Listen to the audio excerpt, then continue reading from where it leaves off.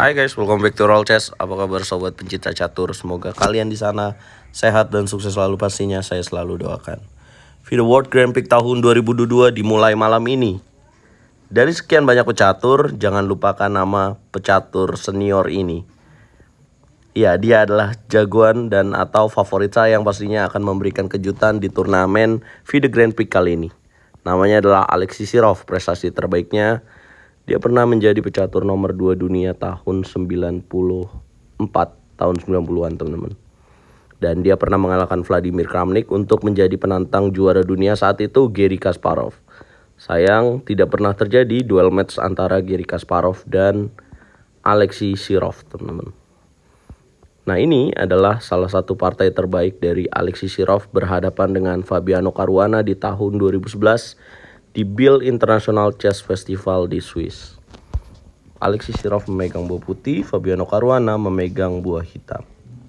E4, E5, gajah C4. Bishop opening dipilih oleh Alexei Sirov. Kuda F6 ancam pion E4, D3. Kemudian C6, kuda F3. Gajah E7 memberikan pion gratis di petak E5 Fabiano Caruana. Tapi ada trik di situ, yaitu menteri A5 skak dan kuda di petak E5 akan jatuh teman-teman.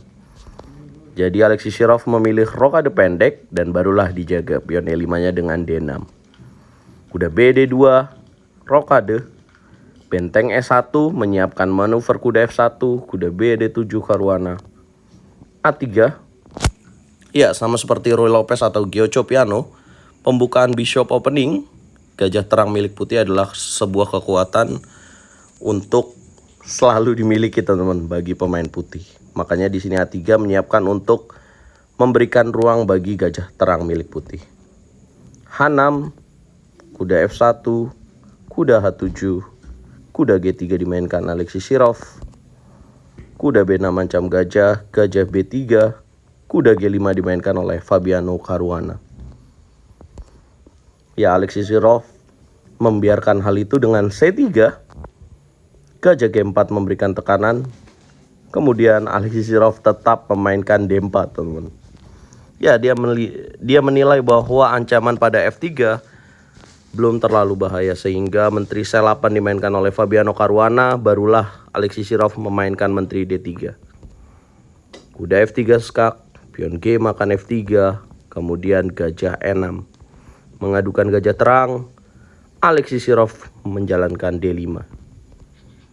Gajah H3, F4 dimainkan oleh Alexei Sirov. Pion E makan F4, gajah makan F4 dan menteri G4. Kalau dilihat sekilas di sini hitam mungkin berbahaya ya, karena mengancam dengan menteri dan gajah di sini. Tapi putih cukup solid dan tidak memberikan ruang dari menteri G4 untuk ke F3. Ya, gajah D2 dimainkan oleh Alexei Sirov, gajah G5, kemudian F3. Ya, memukul menteri di petak G4, menteri H4 dimainkan oleh Caruana, gajah G5, pion H makan G5, pion D makan C6, mengaktifkan gajah di petak B3, pion B makan C6, kuda F5. Gajah makan kuda, pion E makan gajah, D5. Menutup kekuatan dari gajah B3. Kemudian menteri D4, hitam menolak dengan menteri H6. Kenapa Caruana menolak untuk menukar menteri di sini? Karena pion C6-nya lemah, teman-teman. Sehingga jelas merugikan bagi hitam dengan menukar mayor piece-nya di sini. Kemudian benteng E2 dilakukan oleh Alexei Sirov, coba menguasai ruang di jalur E. Benteng F8, benteng AE1 menambah kekuatan. Benteng E2, benteng E2, kemudian menteri D6. Ya, hitam coba melakukan dorongan C5 dan kembali mengaktifkan menteri yang tadinya terpuruk di petak H6. C4, Alexei Sirov, C5, menteri D2 ancam pion G5 dan D4. Ya, karena di sini terjadi ancaman 2 pion ya, teman-teman. Hitam melakukan C5 dan putih mundur dengan menteri D2. Pion D5 terancam, pion G5 terancam. Di sini Caruana lebih memilih memberikan pion gratis di petak G5. Menteri G5 Alexei Sirov, D3, benteng M4. tetap membiarkan pion D-nya ini terus maju karena nanti akan dijawab dengan gajah D1 dan pionnya akan berhenti di situ, teman-teman. Kuda D7, menteri E7, Alexei Shirov memaksa. Peraduan, hitam menolak dengan menteri C6. Alexei Shirov benteng E3 ancam pion, D2, benteng D3. Kuda D7 terancam, pion D2 juga terancam. Kuda F6, menteri E3 Alexei Shirov menjaga pion F3 untuk menjatuhkan pion D2. Menteri C7, menteri D2, menteri E5, benteng D8. Ya, ketika kita punya sebuah keunggulan, teman-teman, bagi Elite Grandmaster, hal yang paling mudah dilakukan adalah menyederhanakan permainan dengan menukar buah sehingga bisa berlanjut ke fase endgame. Benteng D8, menteri D8 skak, raja H7, menteri D2. Pion F5 diberikan gratis, tapi ya tidak mungkin dilakukan oleh Caruana karena apabila menteri F5 akan terjadi forking skak ster dengan gajah C2. Di sini A5, raja F1, raja G8, gajah D1, menteri C7. Kemudian raja E1, menteri E5 skak, gajah E2, menteri D8 kembali. Ya, tetap tidak bisa melakukan makan pion F5 ya, teman-teman. Jadi di sini hanya bolak-balik dan Caruana hanya menunggu. Mungkin dia berharap bahwa partai ini akan menuju ke arah remis. Ternyata Alexei Shirov sedang menyiapkan posisi terbaiknya dengan manuver raja D1, kuda D7, H4. Kuda F6, raja C2, raja H7, raja B3. Lihatlah berapa langkah rajanya manuver, teman-teman. Dari petak G1 sampai sekarang di petak B3. Kuda D7, raja A2. Ya, ternyata manuver raja dilakukan untuk memberikan kenyamanan pada pion B2 dan sekaligus mengamankan posisi rajanya, teman-teman. Gajah A4, F6. Nah, bisakah teman-teman tebak langkah terbaik untuk putih di sini? Coba pause videonya. Spare waktu 10 sampai 15 menit.